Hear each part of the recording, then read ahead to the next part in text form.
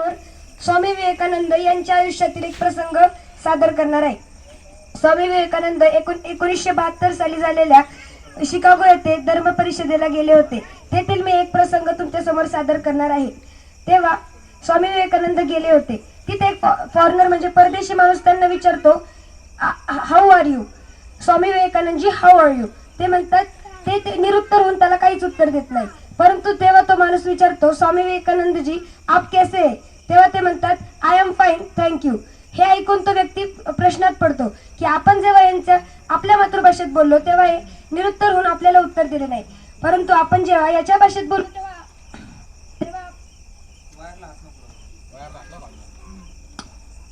तेव्हा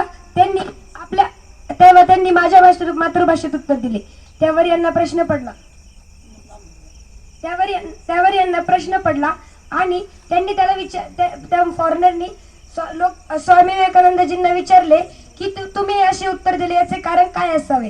तेव्हा ते म्हणाले की जेव्हा तुम्ही माझ्या मातृभाषेचा आदर केला तेव्हा मला तुमच्या मातृभाषेचा आदर करणे हे भाग होते.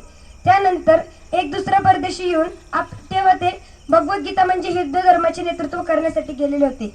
म्हणून त्या सर्व धर्मग्रंथ एकावर एक ठेवण्यात आले.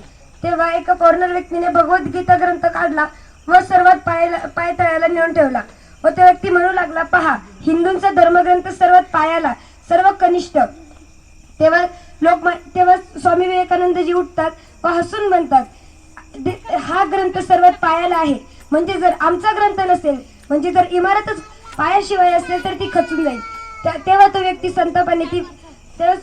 संतापाने भगवद्गीता बाहेर काढतो व सर्वात वर नेऊन ठेवतो. तेव्हा ते म्हणतात, पहा आमचा धर्मग्रंथ कसा शिरोमणीला आहे. तो परत संतापतो, काढून मध्यस्थी ठेवतो. आता ते म्हणतात, सर्व धर्मग्रंथांना जोडणारा म्हणजे आमचा धर्मग्रंथ आहे. त्यावेळेस तो व्यक्ती निराश होऊन लाजतो व त्यांची माफी मागतो. त्यानंतर स्वामी विवेकानंदजी आपले विचार मांडण्यासाठी स्टेजवर येतात.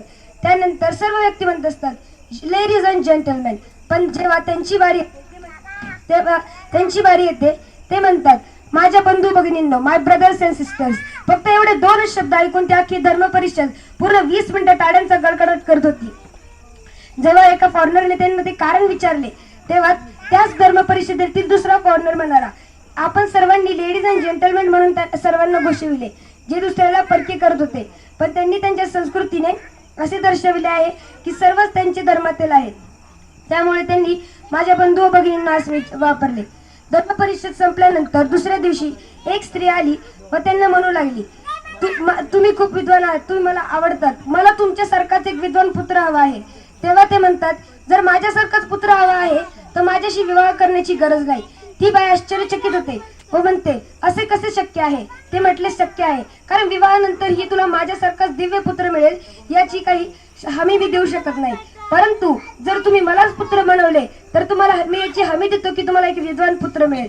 तेव्हा ती बाई आश्चर्यचकित होऊन त्यांना नतमस्तक होते व यातून आपल्याला स्वामी विवेकानंदजींनी आपल्या भारतीय संस्कृतीचा कसा प्रत्यक्षात पाया रचला याची माहिती मिळते. धन्यवाद.